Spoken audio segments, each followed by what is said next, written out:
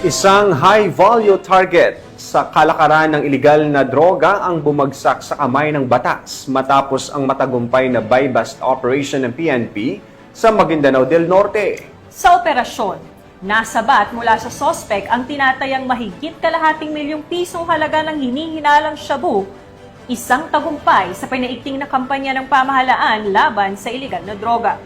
Ang detalye ng report mula kay Patrolwoman Angela Bandarlipe. Arestado ang isang high-value target sa ikinasang anti-illegal drug buy-bust operation at nakumpiska ang 510,000 pesos halaga ng hinihinalang shabu sa barangay Kakardato din Sinsuat, Maguindanao del Norte nito lamang ika-6 ng Hulyo taong kasalukuyan. Kinalala ni Police Major Pasigan Abbas, hepe ng Dato din Sinsuat Municipal Police Station, ang naarestong suspect na si alias Boy.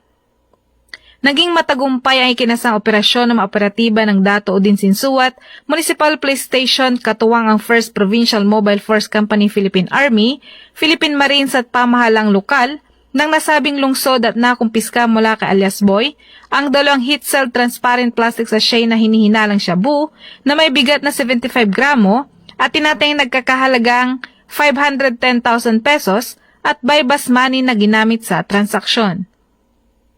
Kasalukuyang nasa kustodiya ng Dato din Sinsuat Municipal Police Station ang suspect at naharap sa kasong paglabag sa Republic Act 9165 o ang Comprehensive Dangerous Drugs Act of 2002.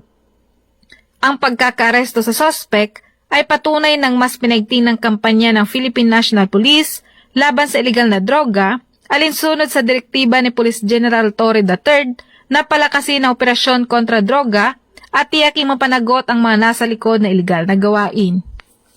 Mula rito sa Rio ng Bangsamoro, ako ang iyong Police News Network Correspondent, Patrolwoman Angela Bandarlipe. Alagad ng batas, tagataguyod ng balitang pulis.